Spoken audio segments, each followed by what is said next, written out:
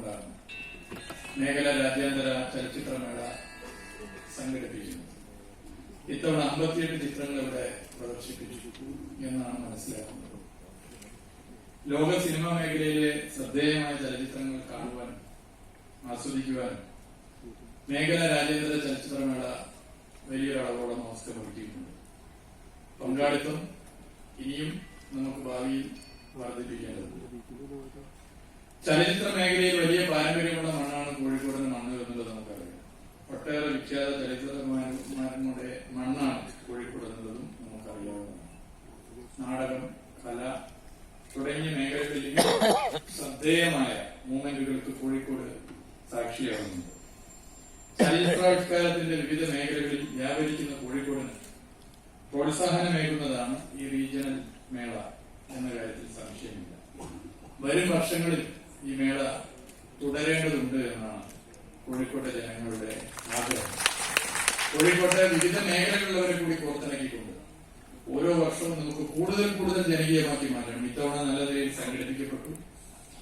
അടുത്ത തവണ ഇതിലേറെ ജനകീയമായി കൂടുതൽ ആളുകളെ ആരെങ്കിലും വിട്ടുപോയിട്ടുണ്ടെങ്കിൽ അവരെ കണ്ടെത്തി അവരെ കൂടി യോജിപ്പിച്ച്, സ്വാഭാവികമായിട്ടും അങ്ങനെ ചില അഭിപ്രായങ്ങൾ പലരും വരുന്നു വരും, എല്ലാവരും യോജിപ്പിച്ച് കൊണ്ടുവരണം. ആരെങ്കിലും എക്സ്ക്ലൂഡ് ചെയ്യുന്ന ഒരു നിലപാടല്ല സംസ്ഥാന സർക്കാരിനുള്ളത്.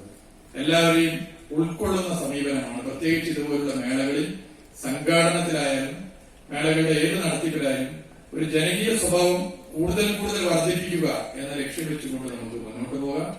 ഇത്തവണത്തേക്കാൾ കൂടുതൽ ജനകീയമായി നമുക്ക് ഈ മേളയെ മാറ്റണം.